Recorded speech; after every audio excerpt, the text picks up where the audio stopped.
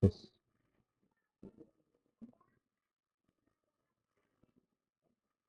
Yes. Yes.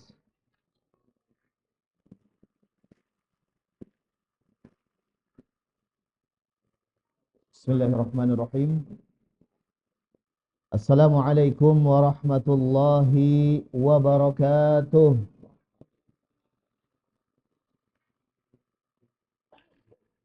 Alhamdulillahi rabbil alamin. Alhamdulillahilladzi allafa baina qulubina fa asbahna bi ni'matihi ikhwana. Ashhadu an la ilaha illallah wahdahu la syarika lah. وأشهد أن محمدا عبده ورسوله الذي لا نبي بعده. اللهم صل وسلم وبارك على سيدنا محمد وعلى آله وأصحابه ومن تبعهم بإحسان إلى يوم الدين. أما بعد. Para kasepuhan, para alim ulama, para asatid dan ustadzat yang saya hormati, dan juga Allah muliakan, kemudian bapak-bapak dan ibu-ibu, hadirin dan hadirat, juga santriwan dan santriwati yang sama-sama dirahmati oleh Allah Subhanahu wa taala. Alhamdulillah, mengawali pertemuan ini marilah kita sama-sama bersyukur pada Allah Subhanahu wa taala atas berbagai limpahan nikmat dan karunia kepada kita, sehingga salah satu bukti nyata nikmat Allah kepada kita adalah kita bisa berkumpul sama-sama berada di tempat ini. Ini adalah bukti bahwa Allah Subhanahu wa taala senantiasa memberikan nikmat kepada kita semuanya. Amin ya rabbal alamin. Hadirin dan hadirat yang dimuliakan oleh Allah Subhanahu wa taala, sebelum kita memulai kajian pada kesempatan malam hari ini yang berbicara tentang keutamaan bulan Zulhijjah, dan juga kita akan mengkaji tentang fikih kurban, maka ada satu hal juga yang harus kita ingat dan kita syukuri, bahwa berkumpulnya kita di tempat ini, semoga ini adalah salah satu tanda bahwa Allah insyaallah akan memudahkan kita menuju surganya. Amin ya rabbal alamin. Kenapa? Karena kata Rasulullah, man salaka tariqan yaltamisu fihi ilman sahalallahu bihi tariqan ilal jannah. Kata Rasulullah, barang siapa yang meniti jalan untuk menuntut ilmu, mencari ilmu, khususnya ya ilmu agama, maka apa kata Rasulullah? Sahalallahu bihi tariqan ilal jannah. Maka Allah akan mudahkan bagi dia jalan menuju surganya Allah Subhanahu wa taala. Dan semoga kita yang hadir di sini, yang semangat untuk mendatangi majlis ilmu ini, itu termasuk dalam apa yang disebutkan dalam hadis tadi. Amin ya rabbal alamin. Bapak-bapak dan ibu-ibu, hadirin dan hadirat yang dimuliakan oleh Allah Subhanahu wa taala. Ketika kita berbicara tentang bulan Zulhijjah, maka pertanyaan yang muncul bagi kita, ada apa dengan Zulhijjah? Apa keutamaan bulan Zulhijjah? Maka bulan Zulhijjah itu adalah termasuk bulan yang mulia karena ia merupakan salah satu di antara 4 bulan haram. Ya. Jadi Allah sebutkan di dalam Al-Quran, di surat At-Taubah ayat 36, menyebutkan tentang waktu yang ada di dunia. Allah berfirman, inna iddatash syuhuri indallah 12 syahran. Bahwa sesungguhnya bilangan bulan di sisi Allah itu ada 12 fi kitabillah, ya. Dalam catatan Allah memang ketika Allah yauma khalaqas samawati wal ard, ketika Allah menciptakan langit dan bumi, ya, itu Allah sudah menentukan bahwa hitungan bulan dalam satu tahun itu ada 12. Dan kemudian Allah menegaskan di dalam ayat tersebut, minha arba'atun hurum. Di antara yang 12 itu ada 4 bulan yang haram. Gitu ya. Haram karena ada 4 jadi hurum, jama'. Dzalika dinul qayyim. Itulah ketentuan agama yang lurus. Fala tadlimu fihinna anfusakum. Maka Allah melarang kita, tadlimu, janganlah kalian menzalimi diri kalian di dalam bulan-bulan tersebut, gitu ya. Mungkin ada pertanyaan di antara kita, kenapa bulan-bulan ini disebut bulan haram? Ya. Jadi awalnya kenapa bulan yang 4 ini disebut bulan yang haram? Karena Allah melarang pada 4 bulan ini untuk berperang. Ya. Dan itu memang orang-orang Arab jahiliyah pun demikian. Mereka sebelum datang Islam, itu menjadikan 4 bulan haram ini sebagai 4 bulan yang dilarang untuk berperang. Dan kemudian apakah para ulama berselisih pendapat mengenai apakah setelah turunnya ayat ini larangan berperang itu masih ada ataukah dimansuh. Dan kemudian jumhur mengatakan bahwa dengan datangnya Islam, larangan berperang di 4 bulan ini mansuh atau dihapuskan. Tetapi kesucian ataupun kemuliaan 4 bulan ini masih tetap diakui dalam Islam. Kemudian ketika kita bertanya apa 4 bulan yang haram itu, nah Rasulullah SAW kemudian menyampaikan hal ini dalam sebuah hadisnya. Jadi Rasulullah ketika bulan haji atau ketika Rasulullah melaksanakan haji wada, Rasulullah menyebutkan tentang bulan-bulan yang haram ini. Kata Rasulullah, "Inna az-zamana qad istadara ka hay'atihi yawma khalaqas samawati wal ardh." Bahwa sesungguhnya waktu itu berputar sebagaimana bentuknya atau semestinya dari semenjak diciptakannya langit dan bumi. Bahwa 1 tahun as-sana 12 syahran, 1 tahun ada 12 bulan, minha arba'atun hurum. Di antara 12 bulan ini ada 4 bulan yang haram, 4 bulan yang suci yang mulia. Dan kemudian kata Rasulullah, apa 4 bulan ini? Salatun mutawaliyat, 3 bulan yang berturut-turut, yaitu Zulqa'dah, Zulhijjah, dan Muharram. Jadi 3 bulan ini berturut-turut dari mulai Zulqa'dah, Zulhijjah, dan Muharram. Dan kemudian Warajabun Mudhar, yaitu bulan Rajab, ma baina Jumada wa Sya'ban, yaitu bulan Rajab yang ada di antara bulan Jumadil Akhir dan juga bulan Sya'ban. Jadi inilah yang disebut dengan 4 bulan haram, 4 bulan suci dalam Islam. Para ulama menyebutkan bahwa salah satu keistimewaan 4 bulan haram ini adalah ketika kita melakukan ibadah di dalamnya, maka pahalanya berbeda atau berlipat ganda dibandingkan bulan-bulan yang biasa. Dan sebaliknya, ketika kita melaksanakan kemaksiatan atau berbuat dosa, maka dosanya pun akan dilipat gandakan. Na'udzubillahi min dzalik, gitu ya. Nah, kemudian terkhusus tentang Zulhijjah. Jadi Zulhijjah ini salah satu bulan yang memiliki keistimewaan karena ia merupakan salah satu bulan haram.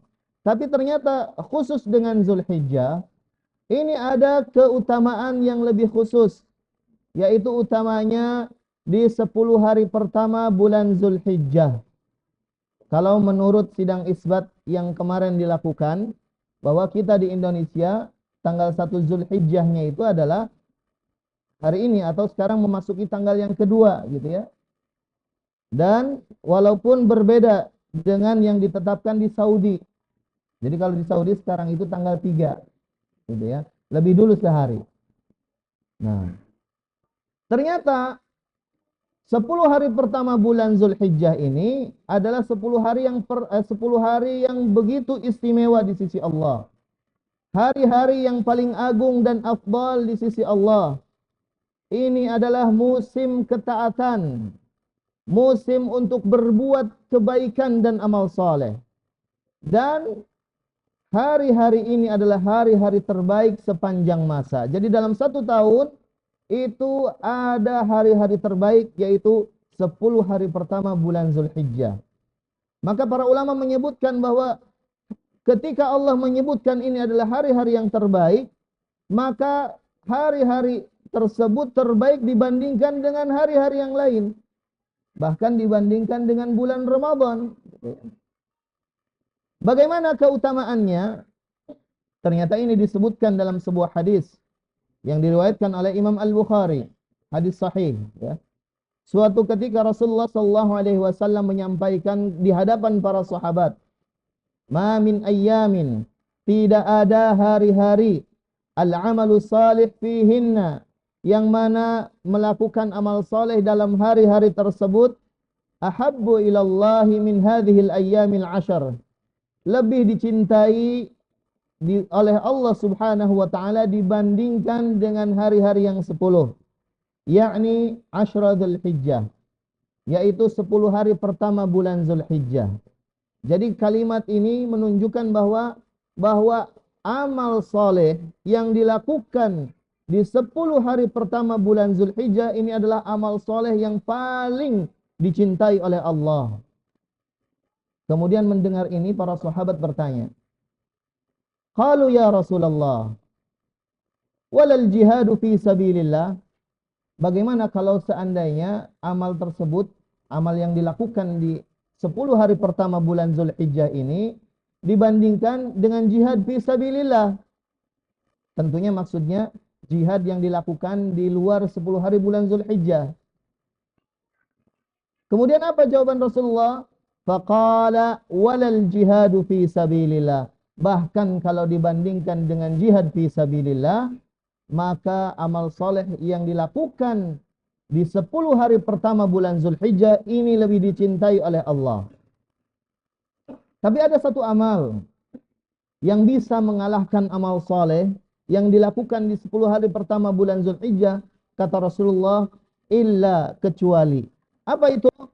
Rajulun, seseorang laki-laki, kharaja binafsihi, yang dia keluar untuk berjihad, binafsihi, dengan segenap jiwanya, wa malihi, dengan segenap hartanya, falam yarji', dan kemudian dia tidak kembali min dzalika bi syai', dari medan jihad tersebut.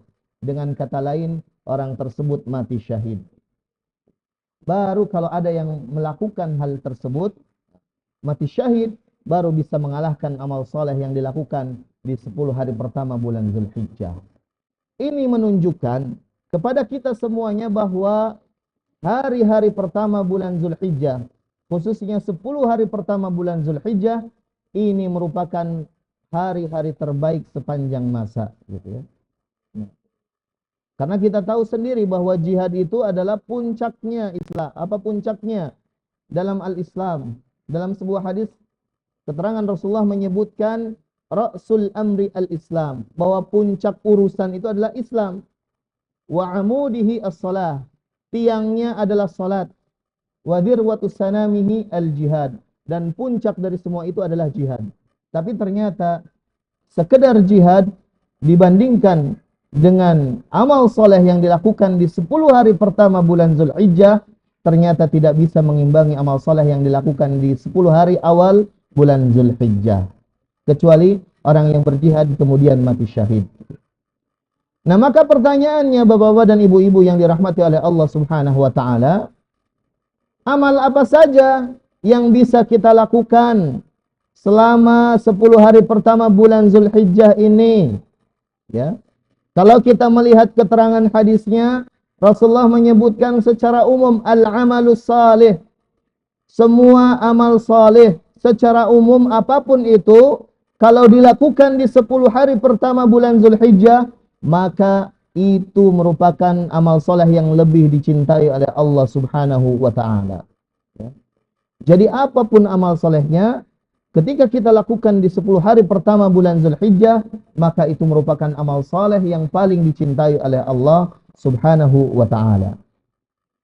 Namun demikian, ada beberapa amal soleh yang terkait dengan bulan Zulhijjah, yang ini bisa kita lakukan dan bisa kita persiapkan untuk menyambut amal-amal soleh kita di 10 hari ke depan ini. Kita sudah mulai nih hari ini, ya. Mungkin sudah lewat kalau seandainya kita belum tahu hadis ini. Tapi masih ada 9 hari lagi. Apa di antara amal-amal yang memang terkait dengan bulan Zulhijjah Maka yang pertama Bapak dan Ibu hadirin yang dimuliakan oleh Allah Subhanahu wa taala, amal yang bisa kita lakukan yaitu memperbanyak zikir kepada Allah Subhanahu wa taala. Al-iktsar min zikrillah. Apa dalilnya? Ibnu Umar radhiyallahu anhuma beliau mengatakan bahwa Rasulullah sallallahu alaihi wasallam bersabda, "Ma min ayyam, tidak ada hari-hari a'zam yang lebih mulia indallahi subhanahu wa ta'ala, yang lebih mulia, lebih agung di sisi Allah, wala ahabbu ilaihi, dan juga lebih dicintai di sisi Allah, minal amal fihinna, yaitu ketika beramal di dalamnya, min hadhil ayyamil ashar, dibandingkan dengan hari-hari yang 10. Maksudnya 10 hari pertama bulan Zulhijjah, ya. Dalam keterangan hadis ini lebih spesifik lagi bahwa keutamaannya ini a'zamul ayyam, hari-hari yang lebih agung gitu ya di sisi Allah. Bukan hanya dicintai tapi hari-hari yang agung, yang mulia. Kemudian setelah itu Rasulullah menspesifikkan amal soleh apa yang harus kita perbanyak. Maka kata Rasulullah, fa'aktsiru fihinna minat tahlil wat takbir wat tahmid. Maka perbanyaklah di dalam hari-hari tersebut kalimat tahlil, la ilaha illallah, kemudian takbir, Allahu akbar, dan tahmid, dan juga ucapan alhamdulillah. Jadi perintah ini mengkhususkan kita untuk memperbanyak zikrullah di hari-hari pertama bulan Zulhijjah. Hari-hari awal 10 hari pertama bulan Zulhijjah. Kalau kita berbicara tentang kalimat zikir yang disebutkan dalam hadis ini, itu semuanya terdapat dalam kalimat takbiran. Ya. Allahu akbar, Allahu akbar, Allahu akbar. La ilaha illallah wallahu akbar. Allahu akbar walillahil hamd. Ini yang disebut takbiran. Ternyata kalau kita mengkaji itu terbagi menjadi dua, ya. Ada takbiran mutlak yang tidak terikat dengan waktu dan tempat. Ada takbiran muqayyad yang terikat dengan waktu dan tempat. Takbiran mutlak ini ternyata bisa dilakukan dari mulai tanggal 1 Zulhijjah sampai tanggal 10 Zulhijjah. Maksudnya bagaimana? Mutlak itu bisa dilakukan di mana saja, kapan saja. Dan bahkan ini dicontohkan oleh para sahabat. Ada 2 sahabat yang menghidupkan sunnah ini, yaitu Ibnu Umar dan juga Abu Hurairah. Apa yang mereka lakukan? Ternyata mereka bertakbiran ketika menuju ke pasar. Ya. Jadi ketika beliau berdua atau beliau menuju ke pasar, sahabat Ibnu Umar, kemudian beliau takbiran di pasar. Ketika mendengar, orang-orang mendengar takbirannya Ibnu Umar, maka orang-orang yang di pasar pun akhirnya mengikuti takbiran. Nah, para ulama menyebutkan ini adalah takbiran mutlak yang bisa kita perbanyak, ya. Itu misalkan ketika kita mengendarai kendaraan, entah motor atau mobil, ya. Ketika misalkan kalau bapak-bapak di sawah atau ibu-ibu misalkan ketika menuju ke pasar gitu ya. Secara mutlak itu disunnahkan dimulai dari mulai tanggal 1 Zulhijjah, ya. Dalilnya ini dan ditambah apa yang dilakukan oleh Ibnu Umar dan juga Abu Hurairah. Maka para ulama menyebutnya ini yang disebut dengan takbiran mutlak. Adapun takbiran muqayyad, maka dimulai dari tanggal, ada yang menyebutkan tanggal 9, ada yang menyebutkan malam takbiran tanggal 10 Zulhijjah sampai dengan asar di hari tasyrik. Maksudnya muqayyad dengan apa? Muqayyad dilakukan setelah salat fardu, ya. Jadi ba'da salat fardu dari mulai tanggal 10, 11, 12, 13 sampai salat asar itu disunnahkan untuk memperbanyak takbiran, ya, takbiran muqayyad. Jadi ini amalan yang pertama, ya. Bagaimana kita memperbanyak zikir di 10 hari pertama bulan Zulhijjah. Itu yang pertama. Kemudian yang kedua, yang disunahkan untuk diperbanyak adalah as-saum atau saum atau siam atau puasa.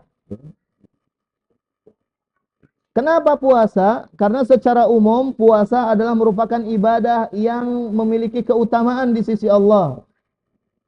Salah satu hadis yang berbicara tentang bagaimana keutamaan puasa adalah hadis qudsi, yang di situ Allah Subhanahu wa taala berfirman, "Kullu amal ibni Adam lahu." Setiap amal anak Adam itu untuk mereka, illa siyam, kecuali puasa. Fa innahu li, karena puasa itu untukku, kata Allah Subhanahu wa taala. Wa ana ajzi bihi, dan aku yang akan membalasnya. Ini berbicara tentang puasa, bukan hanya puasa Ramadan, tapi puasa secara umum. Bahwa puasa adalah ibadah yang begitu istimewa, hanya Allah Subhanahu wa taala yang tahu orang itu puasa atau tidak. Jadi jauh dari riya, gitu ya. Karena yang tahu seseorang puasa atau tidak hanya Allah. Orang lain enggak tahu, ya. Mungkin secara tampilan bisa dia berpura-pura puasa. Apa contohnya, misalkan banyak meludah, eta mah ngiduh wae kunaon, oh keur puasa. Padahal mungkin baru dari warung gitu ya. Atau kelihatan lemas, kunaon lemas, puasa. Gampang saja untuk bilang bahwa saya sedang puasa. Tapi sesungguhnya hanya Allah Subhanahu wa taala yang tahu. Maka ini adalah ibadah yang memang sangat terhindar dari sifat riya, karena hanya Allah yang tahu. Sehingga Allah mengkhususkan pahalanya, Allah langsung yang membalasnya. Ya. Kemudian kenapa puasa? Karena puasa juga termasuk amalan yang begitu istimewa, kata Rasulullah sallallahu alaihi wasallam, "Ma min 'abdin yasumu yauman fi sabilillah." Tidak ada seorang hamba yasumu yauman, berpuasa satu hari, fi sabilillah, berpuasa di atas jalan Allah, benar-benar untuk Allah, gitu ya. Illa, kecuali, lihat balasannya. Satu hari puasa benar-benar ikhlas untuk Allah, maka kata Allah, kata Rasulullah, ba'adallahu bidzalikal yaum wajhahu 'anin nari sab'ina kharifan. Maka Allah akan menjauhkan dia dengan puasanya yang sehari itu dari api neraka, menjauhkan wajahnya dari api neraka seberapa lama? Sab'ina kharifan. Selama 70 tahun. Coba bayangkan. Puasa satu hari menjauhkan wajah kita, kalau benar-benar ikhlas, menjauhkan wajah kita dari neraka jahanam sebanyak atau selama 70 tahun. Terus bagaimana puasanya? Tanggal berapa? Kalau kita melihat dalam salah satu keterangan hadis yang diriwayatkan oleh salah satu istri Rasulullah, bahwa ternyata Rasulullah sallallahu alaihi wasallam itu biasa puasa Tis'a Dzulhijjah, selama 9 hari di bulan Zulhijjah. Kemudian puasa Asyura, puasa 10 Muharram, dan puasa 3 hari setiap bulannya. Dalam keterangan hadis ini, kapan 3 hari setiap bulannya itu? Yang pertama adalah awwalu itsnain, hari Senin yang pertama dalam setiap bulannya. Berarti kalau hari Senin yang pertama bulan Zulhijjah adalah Senin besok, bertepatan dengan 10 hari pertama, gitu ya. Dan kemudian kata para istri Rasulullah, yang biasa dilakukan Rasulullah adalah yang 3 hari setiap bulan itu hari Senin pertama dan Khamisaini, 2 hari Kamis, gitu ya.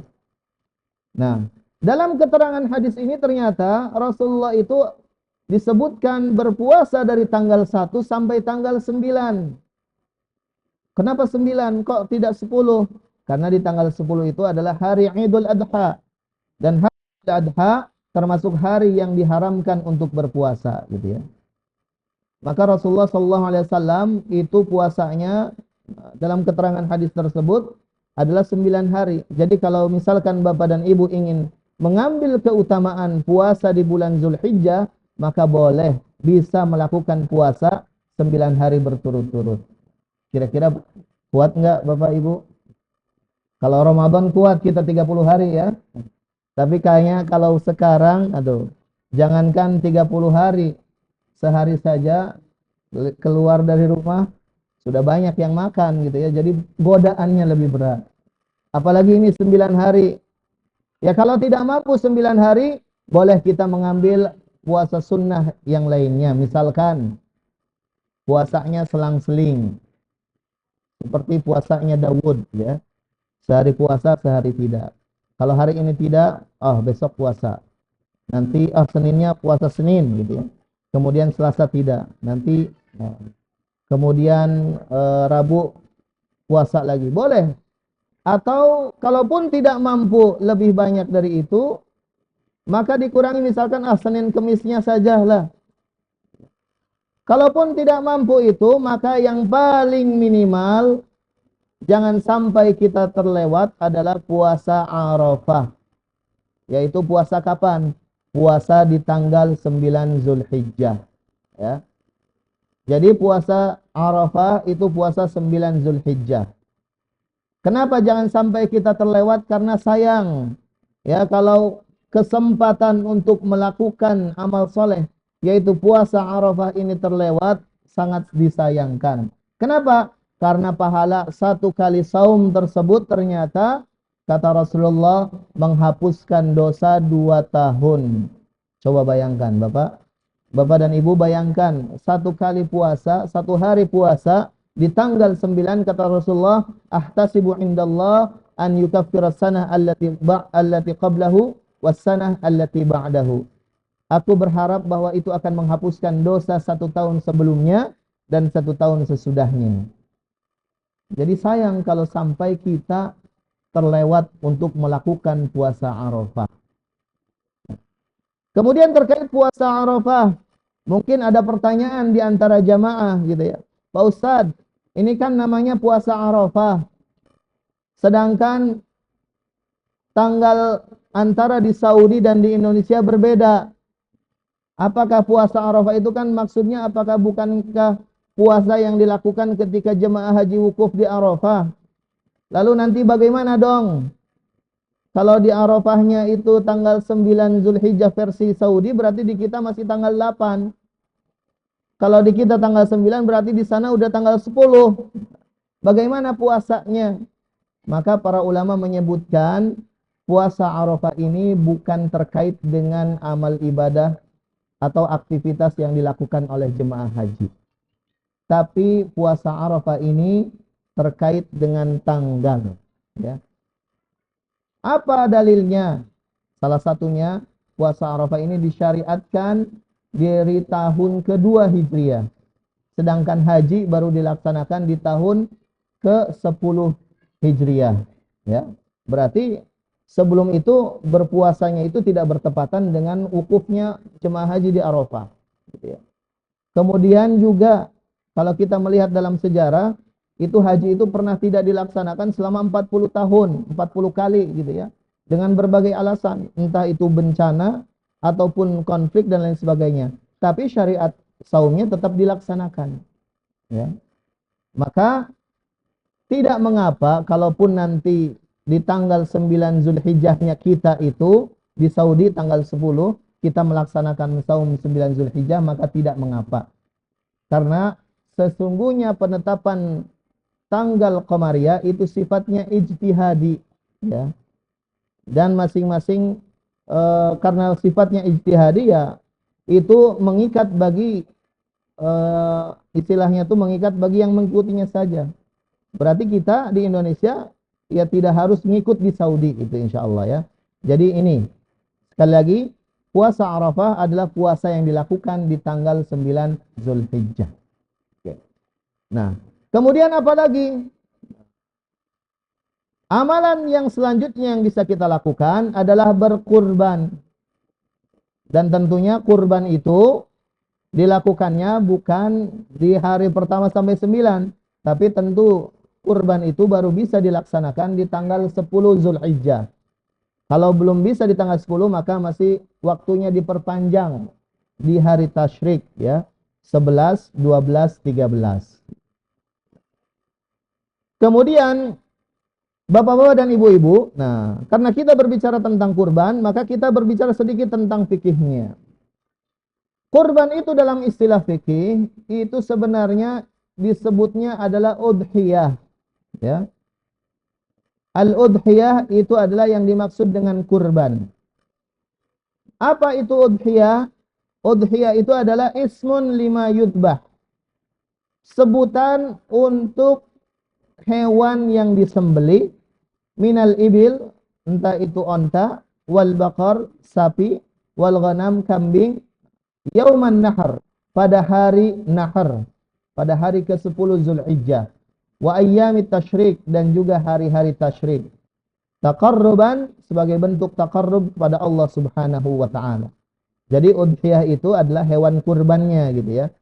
Orang yang berkurbannya disebutnya sahibul kurban atau mudahhi, orang yang berkurban gitu ya. Lalu apa makna kurban sendiri? Nah, istilah kurban sebenarnya itu adalah kullu ta'atin, setiap bentuk ketaatan yataqarrab biha ilallah, sebagai bentuk taqarrub, mendekatkan diri kepada Allah Subhanahu wa taala ya. Segala bentuk jenis ketaatan disebutnya kurban. Entah itu salat, entah itu saum, entah itu haji, entah itu sedekah dan fi'lul khair, semua bentuk-bentuk amal kebaikan. Wadzabhu, dan termasuk di dalamnya adalah menyembelih hewan kurban. Nah, tapi karena menyembelih hewan kurban ini lebih sering disebut kurban, maka lama-kelamaan orang menganggap bahwa kurban itu hanya khusus untuk menyembelih hewan kurban.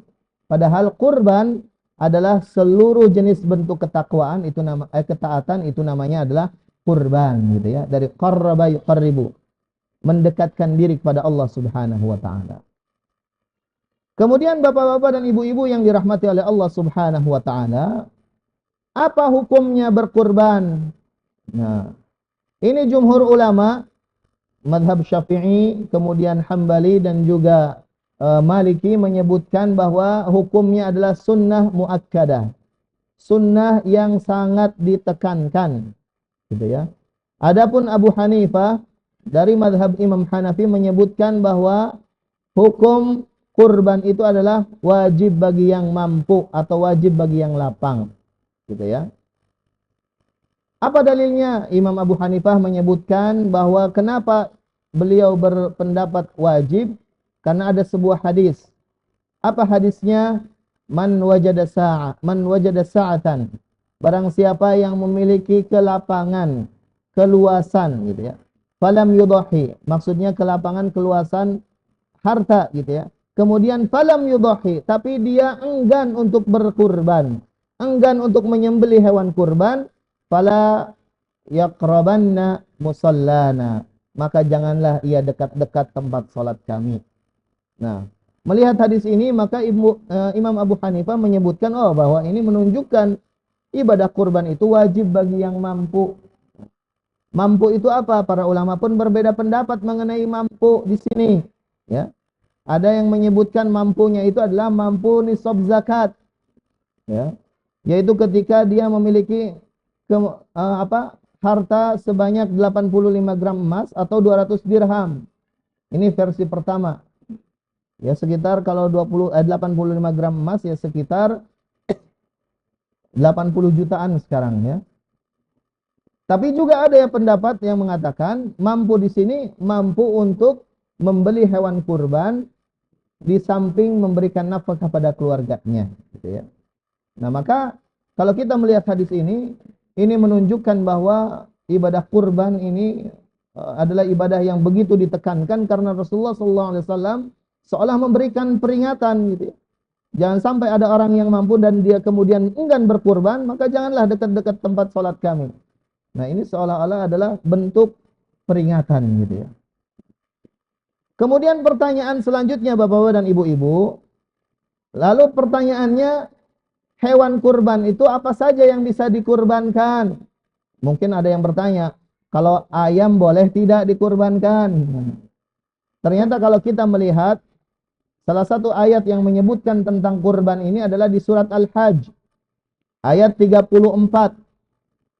Allah Subhanahu wa taala berfirman, "Wa likulli ummatin ja'alna mansakan liyadhkuru ismallah 'ala ma razaqahum min bahimatil an'am." Dan setiap umat kami berikan tuntunan berkurban agar kalian mengingat asma Allah atas rizki yang dilimpahkan kepada kalian. Yaitu apa? Berupa hewan-hewan ternak, bahimatul an'am. Para ulama menyebutkan bahwa hewan yang boleh dikurbankan itu hanya jenis unta, kemudian sapi atau kerbau, juga kambing atau domba, gitu ya. Berarti kalau ayam belum bisa, gitu ya. Aduh, kalau begitu mah tadinya mau korban ayam, gitu ya, misalkan. Tidak, belum bisa, gitu ya. Nah, ini. Kemudian selanjutnya, bagaimana ketentuan jumlahnya? Ya. Dalam sebuah hadis dari Jabir radhiyallahu anhu, Rasulullah sallallahu alaihi wasallam bersabda atau beliau mengatakan, "Naharna ma'an Nabi sallallahu alaihi wasallam." Kami menyembelih hewan bersama Nabi di Hudaybiyah, badinah, yaitu unta, an sab'ati, atas nama 7 orang, gitu ya. Wal baqarah an sab'ah, dan juga sapi atas 7 orang, gitu. Berarti kalau unta dan sapi itu bisa patungan untuk 7 orang, gitu ya. Adapun kambing atau domba maka itu untuk 1 orang saja. Dan berbicara tentang 1 ekor domba atau kambing, ternyata ini mungkin yang perlu Bapak dan Ibu ketahui. Ternyata 1 kurban kambing atau domba itu bisa untuk 1 keluarga, gitu ya. Jadi jangan sampai karena kita memahami bahwa kambing atau domba itu untuk 1 orang, akhirnya karena kita pas tahun ini hanya memiliki kemampuan untuk membeli 1 ekor kambing buat kurban, akhirnya digilirkan. Misalkan, oh tahun lalu kan udah bapaknya, sekarang mah atas nama istrinya, tahun depan atas nama anaknya. Tidak perlu seperti itu Bapak dan Ibu. Ternyata zaman dahulu Rasulullah bahkan para sahabat itu terbiasa berkurban dengan 1 ekor kambing. Kalau memang hanya mampu beli 1 ekor kambing atau domba, itu untuk 1 keluarga.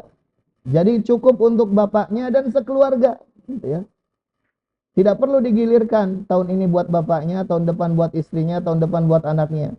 Jadi tiap tahun buat bapaknya saja kalau memang mampunya hanya beli 1 ekor kambing. Dan diniatkan buat bapaknya dan sekeluarga. Maka insya Allah seluruh anggota keluarga itu mendapatkan pahala yang sama, gitu ya.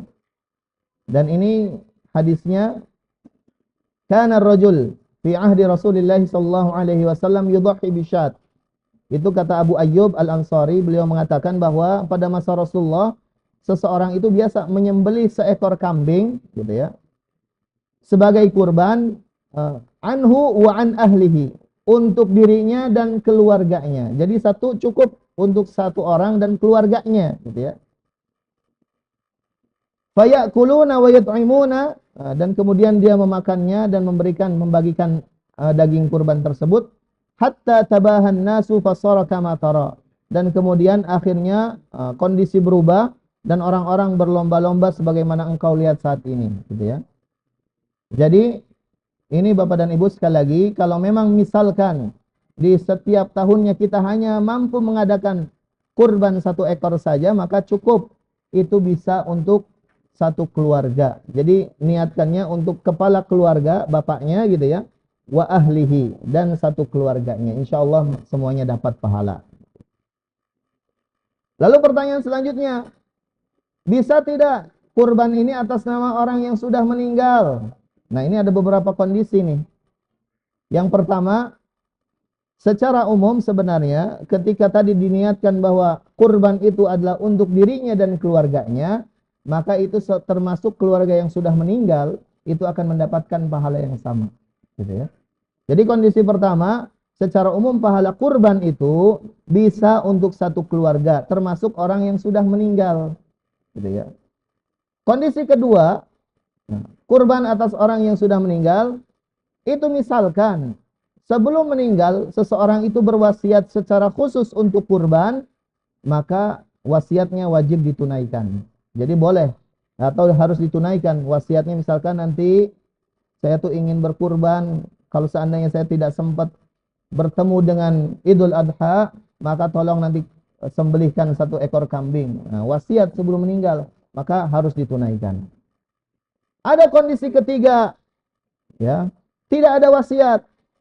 Bagaimana? Nah, ternyata ini perbedaan pendapat. Imam Ahmad membolehkan. Ya, Imam Ahmad membolehkan karena dianggap sama dengan sedekah, gitu ya. Sebagaimana kalau haji bagi orang yang sudah meninggal itu bisa, gitu ya. Sedekah juga bisa, maka Imam Ahmad mengambil pendapat bahwa kurban untuk yang sudah meninggal itu bisa juga sampai pahalanya dan boleh, gitu ya. Kemudian terkait dengan kurban, kadangkala ini ada pertanyaan juga nih di kalangan masyarakat.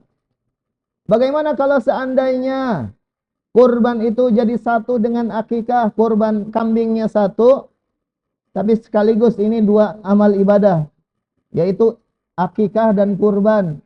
Boleh atau tidak? Ternyata ini pun para ulama berbeda pendapat. Ya, ada yang membolehkan, ada yang tidak membolehkan. Jadi memang kita harus terbiasa mengetahui perbedaan pendapat dalam masalah fikih, sehingga kita bisa bertoleransi. Jangan sampai ketika kita melihat ada yang berbeda, oh kita akhirnya, wah kenapa beda? Jadi kita harus tahu, oh karena memang ada yang membolehkan, ada yang tidak membolehkan. Termasuk dalam ibadah kurban dengan digabungkan dengan akikah, apakah boleh? Ternyata ini ada dua pendapat. Ya. Yang tidak membolehkan itu adalah Malikiyah dan Syafi'iyah. Dalam madhab Syafi'i, dua amal ibadah dalam satu niat itu tidak boleh. Ya. Termasuk akikah dan kurban tidak bisa digabungkan. Tapi ternyata Imam Abu Hanifah dan salah satu pendapat dari Imam Ahmad mengatakan bahwa boleh menggabungkan antara kurban dan akikah. Imam Hasan Al-Basri menguatkan pendapat yang kedua. Beliau mengatakan, "Idza dhahhu 'anil ghulam faqad ajza'at anhu minal aqiqah." Kalau seandainya ada orang yang berkurban atas nama anak, maka kurbannya sekaligus menggantikan akikahnya. Ya. Jadi tinggal kita pilih nih, mana yang lebih menenangkan buat kita. Kalau seandainya kita mengikuti pendapat Imam Asy-Syafi'i, maka tidak boleh menggabungkan antara kurban dan akikah. Kemudian kadang ada pertanyaan, bagaimana nih kalau seandainya kurbannya itu hutang dulu? Ya. Boleh tidak berkurban tapi hasil ngutang atau arisan? Arisannya nanti baru selesainya setelah beberapa bulan misalkan. Maka Imam Ahmad ini pernah mengatakan, mengutip mengomentari tentang akikah yang dia harus berhutang dulu. Kata Imam Ahmad itu boleh. Karena kenapa? Dia menghidupkan sunnah dan juga semoga Allah Subhanahu wa taala katanya bisa memberikan pelunasan terhadap hutangnya. Jadi kalau kita misalkan yakin nih dalam beberapa bulan ke depan ada kayaknya bolongan nih, rizkian gitu ya. Cuman uangnya belum sekarang nih. Nah, misalkan nunggu gaji ke-13 gitu ya, cair. Bulan atau kayaknya nanti THR udah lewat gitu ya. Nunggu THR tahun depan misalkan. Kalau memang kita yakin mampu untuk membayar hutang kurban tersebut, maka boleh gitu ya. Jadi itu termasuk sesuatu yang dibolehkan. Kurban ini ternyata Bapak-bapak dan Ibu-ibu yang dirahmati oleh Allah Subhanahu wa taala memiliki hikmah ya. Menghidupkan syiar dan sunnah gitu ya. Kemudian mengenang perjuangan keluarga Nabi Ibrahim. Nabi Ibrahim dan keluarganya, dan kemudian berbagi kebahagiaan di hari raya gitu ya. Dan juga mengingat kematian. Karena kata Rasulullah sallallahu alaihi wasallam, "Innama hiya ayyamu aklin wa syurbin wa dzikrillahi azza wa jalla." Sesungguhnya hari-hari tersebut, ya, hari raya itu adalah hari makan-makan, hari minum-minum, dan hari mengingat Allah, ya. Termasuk zikrul maut gitu. Nah, maka inilah bagaimana kita kalau memang memiliki kemampuan bersegera dari sekarang untuk mempersiapkan hewan kurban yang terbaik. Lalu selanjutnya apa nih adab dan etika berkurban? Ya, ini yang harus diperhatikan bagi bapak dan ibu yang berniat untuk kurban, maka perhatikan adab dan etika berkurban. Yang pertama, ihsanun niyah atau ikhlasun niyah. Bagaimana kita ihsan dalam berniat, ya. Kenapa? Karena pada sesungguhnya dalam kurban itu kata Allah Subhanahu wa taala, lan yanalullah. Allah itu tidak akan menerima luhumuha. Tidak sampai hewan tersebut daging-dagingnya pada Allah, wala dima'uha, dan darahnya pada Allah tidak sampai. Tapi apa yang sampai? Walakin yanaluhu at-taqwa minkum. Tapi sesungguhnya ketakwaanlah yang akan sampai pada Allah Subhanahu wa taala. Oleh karena itu, bagi bapak dan ibu yang berniat berkurban, senantiasa terus jaga niat ihsan. Ihsan dalam berniat, memperbaiki niat kita. Kemudian, ihsan juga dalam memilih hewan. Ya. Jangan sampai sebagaimana Qabil dan Habil ketika berkurban, kalau kita sering mendengar kisahnya bahwa Qabil itu bagaimana dia berkurban itu dengan barang yang paling jelek gitu ya. Sedangkan Habil berkurban dengan barang yang terbaik. Nah, begitupun dalam memilih hewan kurban, ya berikan ihsan yang terbaik gitu ya. Yang terbaik ketika memilih hewan kurban. Lihatlah bagaimana Rasulullah SAW itu memerintahkan kami, kata para sahabat, dalam 2 hari raya untuk memakai pakaian terbaik, wangi-wangian terbaik, dan berkurban dengan hewan termahal yang kami mampu. Dan tentu hewan termahal itu beda-beda gitu ya, sesuai dengan kemampuan kita. Bagi si A mungkin yang disebut hewan paling mahal itu adalah kalau kambing misalkan harganya 3 juta. Bagi si B mungkin hewan termahal itu adalah 5 juta. Nah, ini termahal itu sesuai dengan kondisi dan kemampuan masing-masing gitu ya. Yang terbaik adalah bagaimana kita ihsan dalam memilih hewan yang terbaik dan termahal. Apa itu dalam memilih hewan juga? Misalkan kalau onta tidak ada di Indonesia ya, jarang atau bahkan tidak ada yang berkurban dengan unta gitu. Itu usianya harus 5 tahun ya. Kalau sapi minimal 2 tahun. Kalau kambing minimal 1 tahun. Kalau domba dalam kajian fikih itu disebutkan minimal 6 bulan gitu ya. Itu minimal. Tentu tolak ukurnya ya makin besar usianya, makin besar dagingnya. Itu yang terbaik gitu ya. Dan juga jangan sampai ketika memilih hewan kurban, memilih hewan ternyata ada cacatnya gitu ya. Ada 4 cacat yang tidak sah dari hewan kurban atau yang dijadikan untuk hewan kurban. Yang pertama, jelas butanya, picak sebelah nggak bisa lihat gitu ya. Nggak boleh jadiin hewan kurban. Atau ini dari yang kita kurbankan misalkan. Nggak sah itu kalau sakit parah. Kalau mau disembelih biasa aja makan daging. Tapi kalau sakit parah kemudian dia udah daripada mati kita kurbankan, nah itu tidak sah gitu ya. Atau yang pincangnya parah, jelas kepincangannya gitu ya. Dan kemudian yang kurus sampai nggak ada tulang sumsumnya. Nanti apa yang dibagikan? Nah, ini kata Rasulullah 4 jenis yang tidak sah untuk dijadikan hewan kurban. Itu yang kedua ya, ihsan dalam memilih hewan kurban. Yang pertama ihsan dalam niat, yang kedua ihsan dalam memilih hewan kurban, yang ketiga ihsan dalam penyembelihan, ya. Kalau bisa Bapak dan Ibu yang hendak berkurban itu menyembelih dengan tangannya sendiri, gitu ya.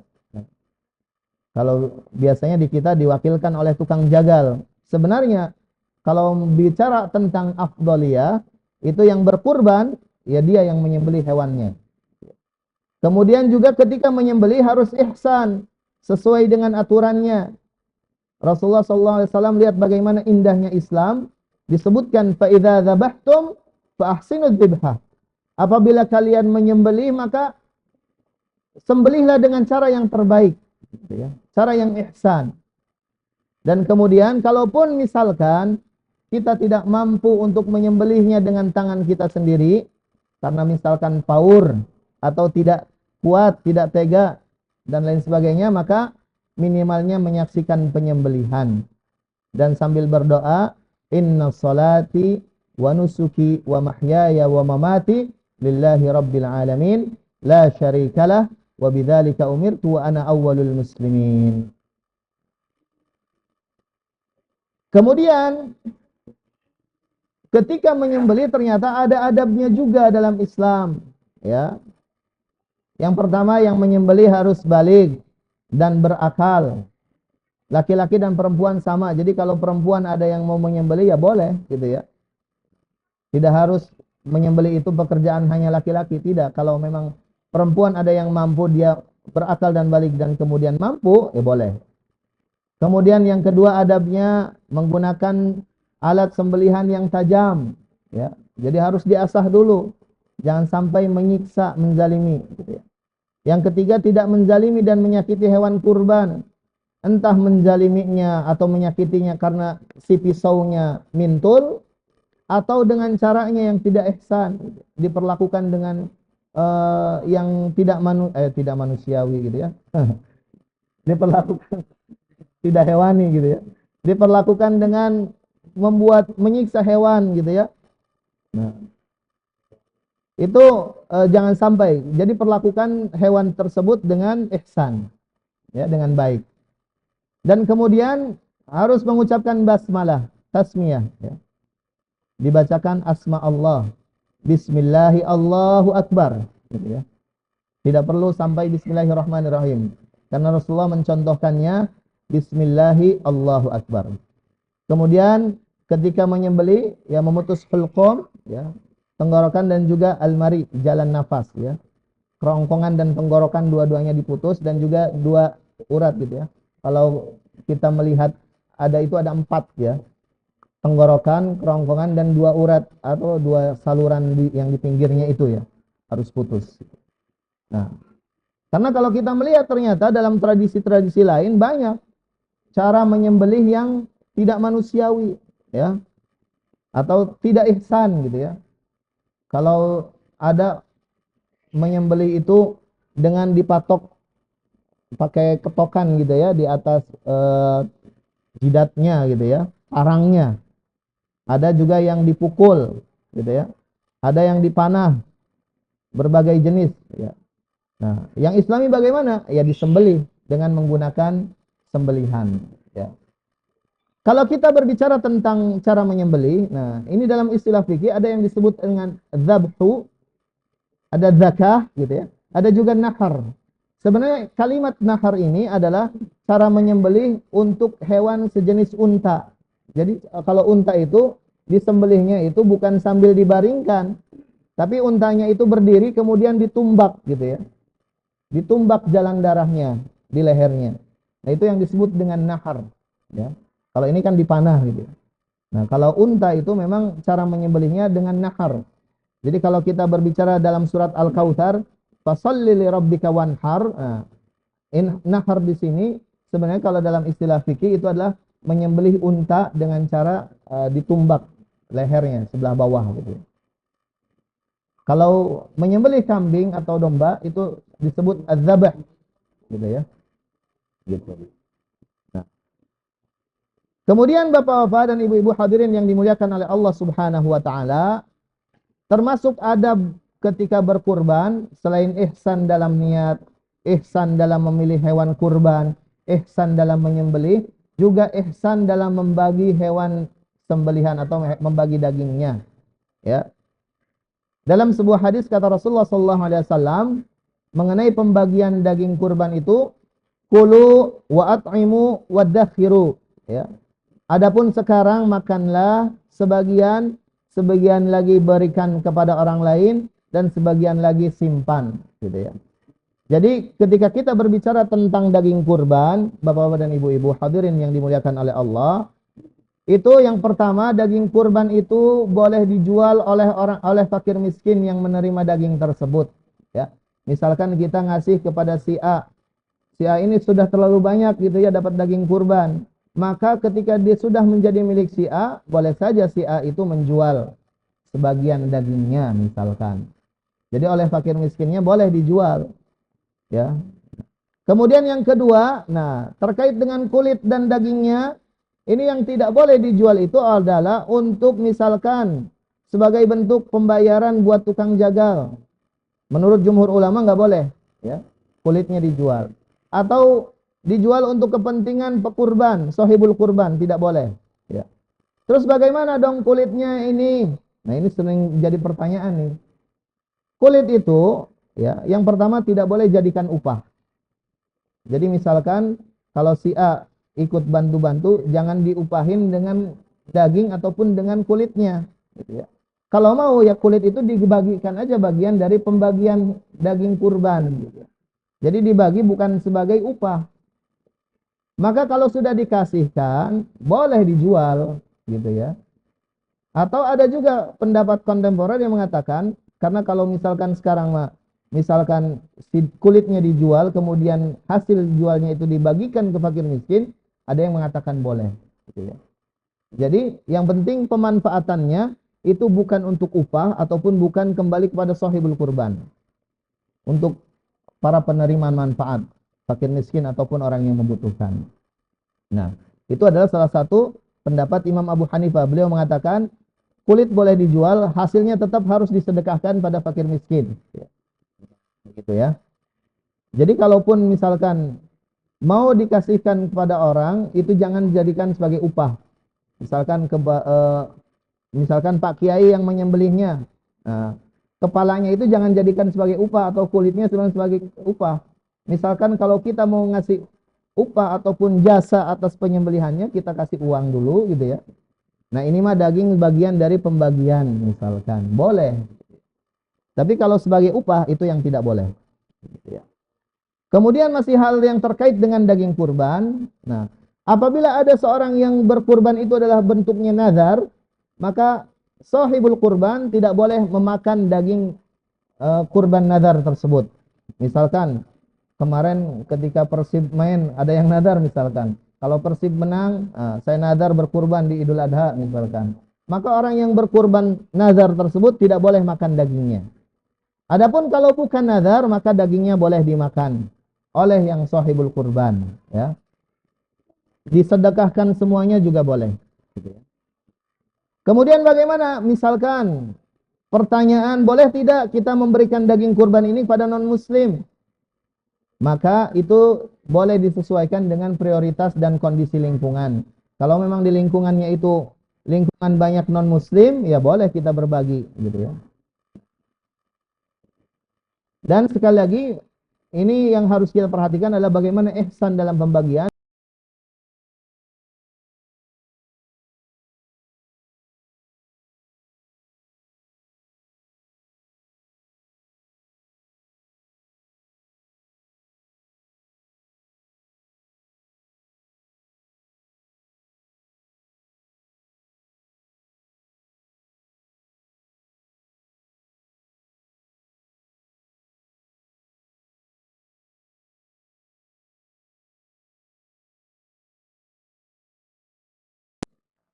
Jadi 4 hal itu yang harus kita jaga bagi bapak-bapak dan ibu-ibu yang hendak berkurban. Kemudian termasuk sunnah yang harus diperhatikan oleh sahibul kurban yang hendak berniat berkurban, itu adalah dari mulai tanggal 1 kata Rasulullah, "Idza ra'aitum hilal dzulhijjah wa arada ahadukum an yudhi falyumsik an sya'rihi wa adfarihi." Apabila kalian melihat hilal Zulhijjah, maksudnya mulai tanggal 1.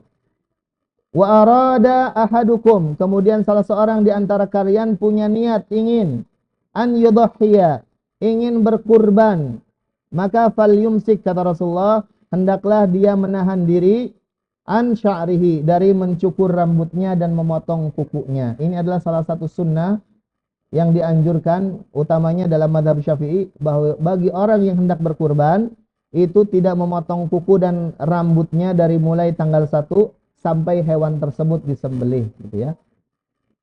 Jadi ini sunnah. Terus bagaimana kalau misalkan ternyata kelupaan ataupun misalkan dia memotong kuku dan rambutnya, maka insya Allah kurbannya tetap sah, walaupun ini adalah salah satu dia meninggalkan sunnah, gitu ya.